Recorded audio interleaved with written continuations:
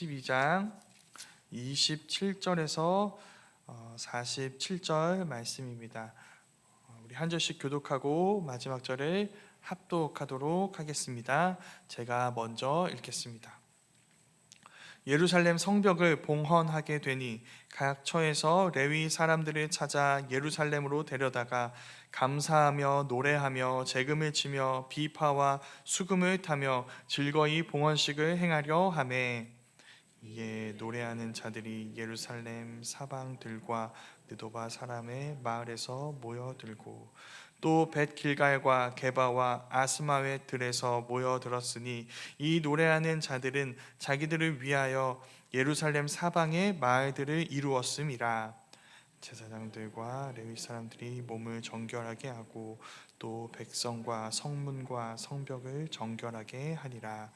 이에 내가 유다의 방백들을 성벽 위에 오르게 하고 또 감사 찬송하는 자의 큰 무리를 둘로 나누어 성벽 위로 대오를 지어가게 하였는데, 한 무리는 오른쪽으로 분문을 향하여 가게 하니 그들의 뒤를 따르는 자는 호세아와 유다 지도자의 절반이요 또 아사랴와 에스라와 무술람과 또 유다 베냐민과 스마야와 예레미야이며, 또 제사장들의 자손 몇 사람이 나팔을 잡았으니 요나단의 아들 스마야의 손자 마따냐의 증손 미가야의 현손 사꿀의 오대손 아삽의 육대손 스가랴와 그의 형제들인 스마야와 아사렐과 물랄레와 길랄레와 미에와 느다넬과 유다와 하나니라. 다 사람 다윗의 악기를 잡았고 학사 에스라가 앞서서 샘문으로 전진하여 성벽으로 올라가는 곳에 이르러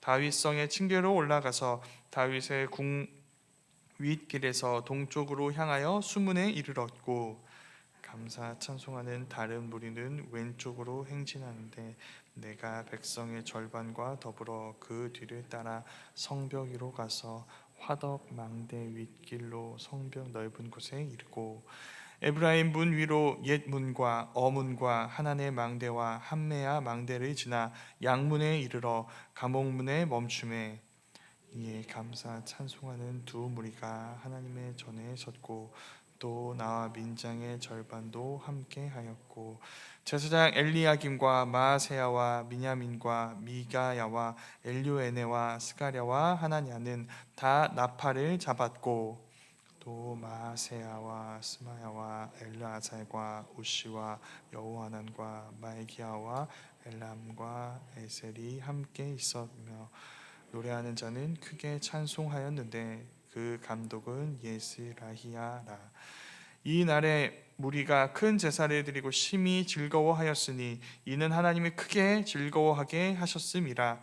부녀와 어린아이도 즐거워하였으므로 예루살렘이 즐거워하는 소리가 멀리 들렸느니라. 그날에 사람을 세워 곡간을 맡기고 제사장들과 레위 사람들에게 돌릴 것 곧 율법에 정한 대로 거제물과 처음 익은 것과 11조를 모든 성읍 밭에서 거두어 이 곳간에 쌓게 하였노니, 이는 유다 사람이 섬기는 제사장들과 레위 사람들로 말미암아 즐거워하기 때문이라.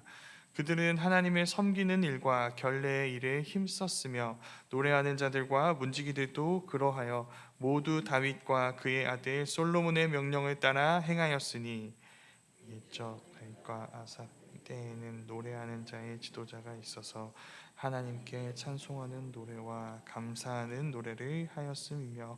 함께 읽겠습니다.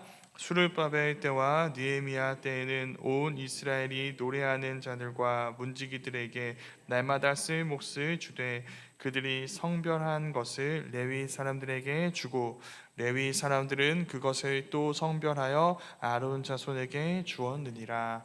아멘. 살아계신 하나님의 말씀입니다. 오늘 우리가 읽은 말씀은 간단히 말하면 성벽 봉헌식입니다. 성벽을 완공한 뒤에 또 추가적으로 필요한 여러 일들을 마치고 마침내 이 일을 하나님께 드립니다. 하나님께 봉헌하는 이야기인 것입니다. 이 일이 진행되는 과정을 살펴보면은 유다 백성들은 마치 성전을 봉헌하듯 성벽을 봉헌하고 있음을 보게 됩니다. 이런 점들 때문인데요. 오늘 우리가 읽은 27절 말씀에 봉헌식이라는 단어가 사용됩니다. 근데 이 단어는 에스라서 6장에서 사용된 성전 봉헌식 할 때 그 봉헌식과 같은 단어입니다. 또 30절 말씀에서 제사장들과 레위인들은 자기들의 몸만 정결하게 하지 않습니다. 백성과 성문과 성벽을 정결하게 합니다. 이게 무슨 일이 일어나고 있는 걸까요? 하나님의 집이라는 여기에 담긴 이 거룩함의 의미가 확장되고 있습니다. 성전만 거룩한 것이 아니라 성벽도 거룩합니다. 성전처럼 성벽도 하나님께 봉헌되고 있습니다.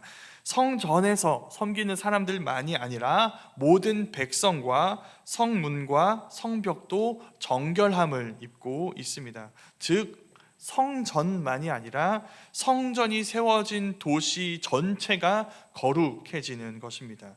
이게 에스라 느헤미야가 보여주는 가장 중요한 메시지입니다. 하나님의 집이라는 이 말에 담긴 의미가 변화되는 것이죠. 원래 하나님의 집 하면 무엇일까요? 성전입니다. 근데 에스라서는 하나님의 집이 재건되는 이야기를 들려주며 이 성전이라는 건물만 재건되는 이야기로 끝내지 않습니다.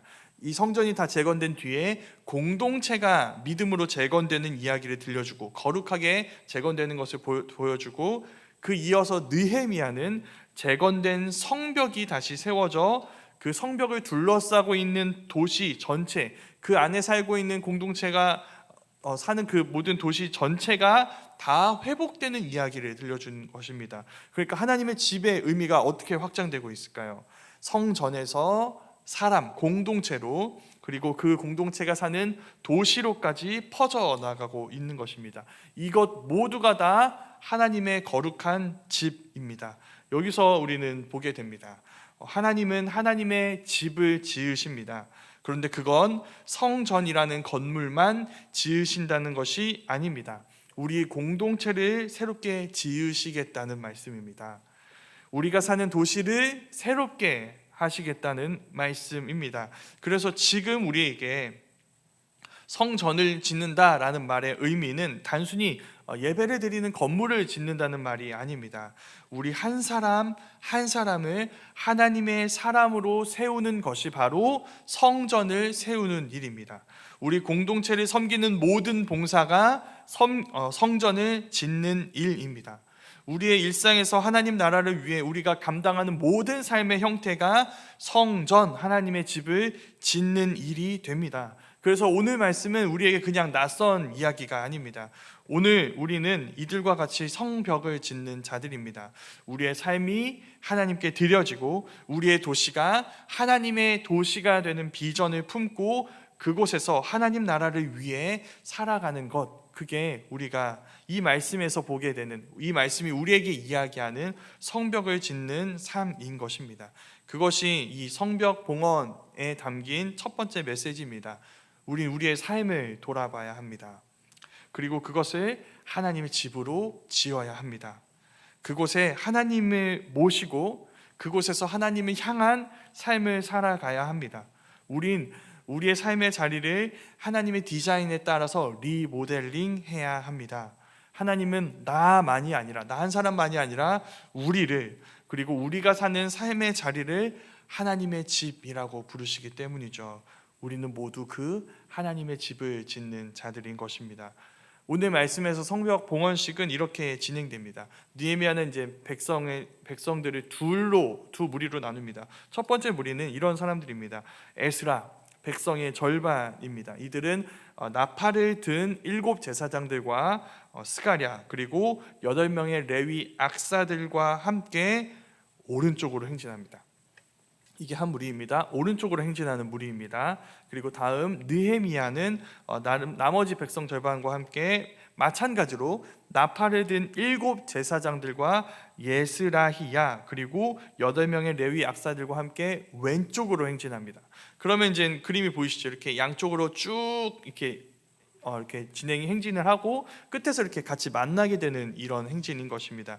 이 행진은 일종의 대답입니다. 이 행진에 참여한 모든 사람들이 이 성벽을 지을 때 대적들로부터 들었던 말이 있습니다.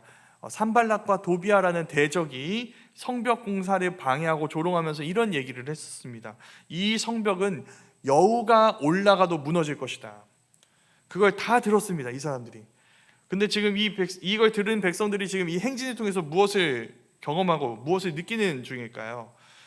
그 얘기가 틀렸다는 것을 온몸으로 확인하고 있습니다. 지금 여기 올라가 있거든요. 여우는 무슨, 우리 모두가 올라가는데도 무너지지 않습니다. 무너진 건 이 성벽을 조롱하던 그들과 그들의 조롱일 뿐입니다. 이 행진 끝에서 두 무리가 이제 만나서 성전에서 만나서 봉헌식을 마침내 치르게 됩니다. 그리고 이 봉헌식 때 기쁨의 제사가 드려지게 되는데 그냥 제사가 아닙니다. 기쁨의 제사입니다. 왜 기쁨의 제사일까요? 수많은 반대가 있었습니다. 방해가 있었고 대적자들의 공격이 있었습니다. 그걸 다 이겨내고 마침내 하나님의 집이 이 성벽 안에 둘러싼 이 하나님의 거룩한 도시가 하나님의 집으로 지어지는 것, 세워지는 것을 모두가 두 눈으로 경험했습니다. 모두가 두 눈으로 목격했고 두 발로 서서 그 모든 것들이 완공되었음을 지금 온몸으로 경험하고 느끼고 있는 것입니다. 결국 우리가, 더 정확하게는 우리 하나님이 승리하셨습니다. 하나님이 그분의 승리를 우리에게 주셨습니다. 어떻게 기쁘지 않을 수 있을까요? 그 기쁨을 알 때 우리는 하나님 편에 서기를 힘쓸 것입니다. 하나님이 승리자이십니다. 그분 곁에 있을 때 우리는 그분의 승리를 누리게 될 것입니다. 많은 반대와 방해 속에서도 하나님이 이기시는 것을 우리의 두 눈으로 똑똑히 목격하게 될 것입니다. 그것으로 인해, 그 사실로 인해 이들은 즐거워하며 기쁨의 제사를 드리고 있는 것입니다. 재미있는 것은 그 다음인데 오늘 말씀은 이 예루살렘의 즐거움이 멀리까지 들렸다고 이야기합니다. 이건 역시도 첫 번째 이야기를 떠올리게 합니다. 처음 포로에서 귀환한 이들이 이 성전의 기초를 놓았을 때가 있었습니다. 그때 모든 사람들이 기뻐한 것은 아니었습니다. 솔로몬의 성전을 보았던 이 시니어 그룹이 있었습니다. 그들이 이 성전 기초가 놓이는 것을 보고 통곡했습니다. 왜 통곡했을까요? 그들이 알고 있었던 성전과 비교할 때 이 기초가 너무너무 초라했기 때문이죠. 너무너무 초라한 것입니다. 그 성벽을 꿈꾸고 왔는데 실제로 세워진 것을 보니 너무너무 초라하기 그지없었던 것입니다.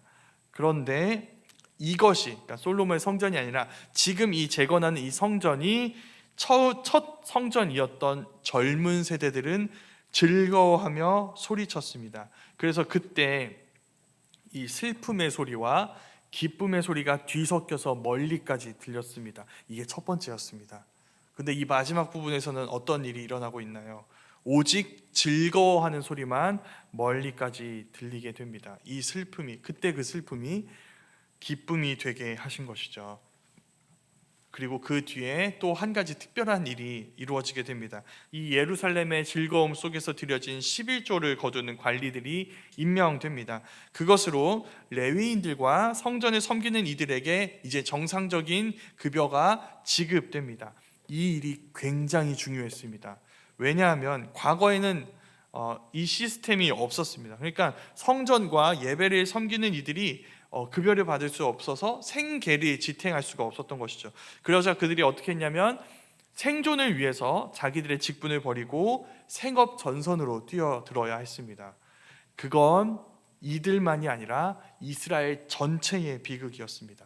왜냐하면 성전을 섬기고 예배를 섬기는 이들이 없으니까 이들이 감당하는 일을 통해서 유지될 수 있고 이루어질 수 있는 여호와 신앙, 하나님을 향한 온전한 신앙이 유지될 수 있는 모든 시스템도 무너져 버리게 된 것입니다. 그러니까 영적으로 급격하게 무너질 수밖에 없었던 것이죠. 그런데 이게 회복됐다는 것은 무엇일까요?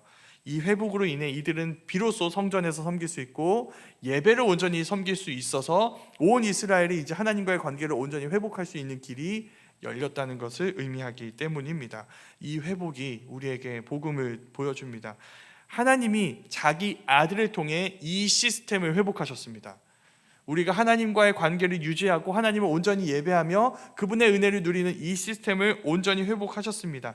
그분은, 하나님의 아들 예수님은 하나님 앞에 온전히 설 자격이 있으셨습니다.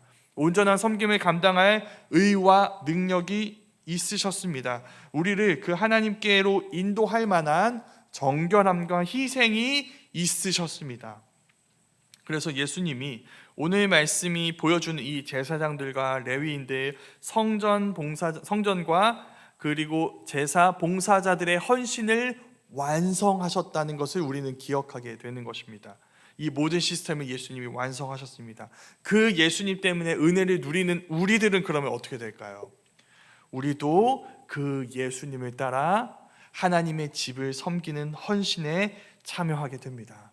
우리 공동체가 하나님 안에서 온전한 자리를 되찾을 수 있도록, 하나님의 백성이라는 정체성을 온전히 회복할 수 있도록 우리는 우리에게 주어진 은사와 시간과 삶을 헌신해서 그 모든 것들을 하나님께 봉헌하는 자들입니다. 우리 모두가 예수님이 우리를 부르신 그 헌신의 자리를 회복할 수 있었으면 좋겠습니다. 우리 공동체를 먼저 섬기셨고 그 섬김의 자리로 부르시는 예수님을 따라 우리에게 주어진 사명을, 저마다에게 주어진 그 사명을 감당해내므로 우리 삶이 많은 이들의 영혼과 삶을 하나님께로 온전히 회복하고 인도하는 삶, 이 예루살렘의 기쁨에 참여하는 삶이 될 수 있기를 주님의 이름으로 축원합니다. 그 은혜를 함께 누리고 나누고 그 은혜를 흘려보내는 섬김과 사명을 감당하는 우리 모두가 될 수 있기를 간절히 소망합니다. 아멘.